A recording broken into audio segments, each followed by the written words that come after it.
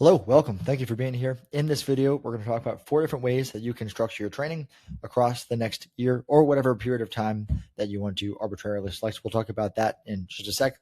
But in any case, the overarching point that I want to drive home with this video, just to get this out of the way, is to think more long-term with your training, or at least outside the scope of this one individual week. This is important to do with any one individual training goal, but in my opinion, it becomes even more important to do when you have multiple training goals that you want to pursue at the same time. So for instance, say you have 2 overarching big training goals, say build strength and big endurance, and each of those have, let's say, for example, 4 different sub goals within each one of those. It is, generally speaking, going to be more productive for you to pursue each one of those sub goals one at a time in a stepwise fashion, leading up to those 2 main overarching goals, or at least the culmination of all those 4 sub goals will result in the general improvement of your overarching goals. And that'll make a bit more sense when we get into the actual sort of templates I'm going to give you. But this statement sums it up pretty well, in my opinion. You can do it all, just not right now. There might be multiple different kinds of trainings and exercises and things of that sort that can get you closer to your goal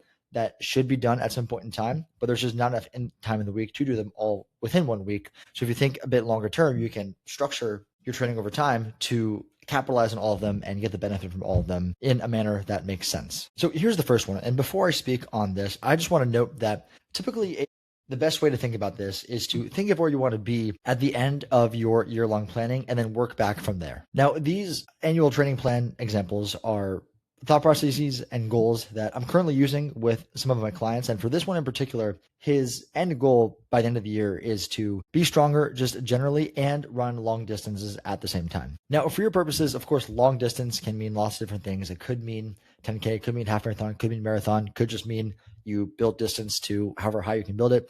For him, that's his kind of goal. There is no set distance here.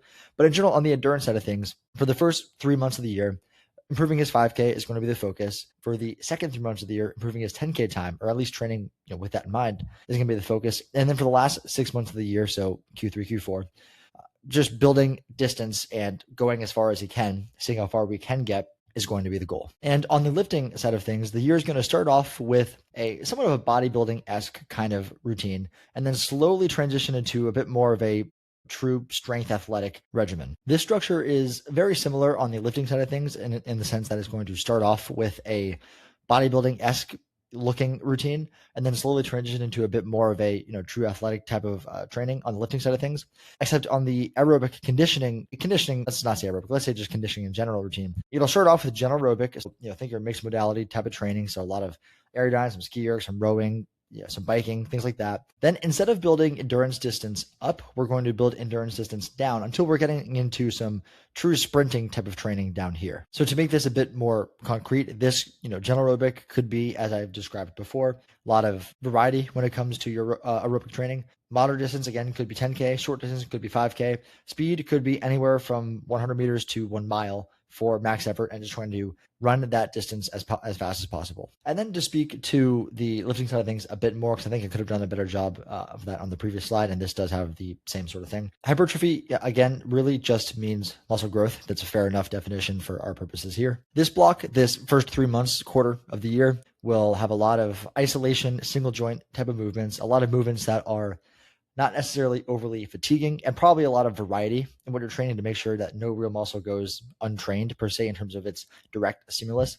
And that'll slowly fade into a more specific training structure where a few key lifts sort of dominate the vast majority of your lifting volume. That could be powerlifting, or it could be whatever set of lifts that you want to get stronger at. You could throw overhead press in. There's no real wrong way to approach that. Powerlifting makes a lot of sense, the squat, bench, deadlift. But again, you can get stronger at whatever you want to get stronger at. There's no right way to approach that. Here's a third example.